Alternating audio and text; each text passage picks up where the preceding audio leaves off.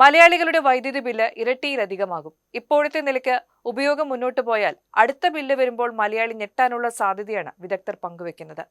Peak സമയത്തെ ഉപയോഗത്തിന് പുറമെ പാചകവാതക പ്രതിസന്ധി രൂക്ഷമായതോടെയാണ് വൈദ്യുതി ഉപയോഗവും വർദ്ധിച്ചത്. LPG പ്രതിസന്ധി രൂക്ഷമായതോടെ വീടുകളിൽ വൈദ്യുതിയിൽ പ്രവർത്തിക്കുന്ന പാചക ഉപകരണങ്ങളുടെ ഉപയോഗവും കൂടി. ഇൻഡക്ഷൻ കുക്കറുകളാണ് കൂടുതലായും ഉപയോഗിക്കുന്നത്. ഇവ പ്രവർത്തിപ്പിക്കാൻ വലിയ അളവിൽ വൈദ്യുതി ആവശ്യമുണ്ട്. ഇൻഡക്ഷൻ കുക്കറുകൾക്ക് പുറമെ microwave oven, hot plate, air fryer എന്നീ വൈദ്യുതി ഉപകരണങ്ങളുടെ ഉപയോഗവും വർദ്ധിക്കുകയാണ്.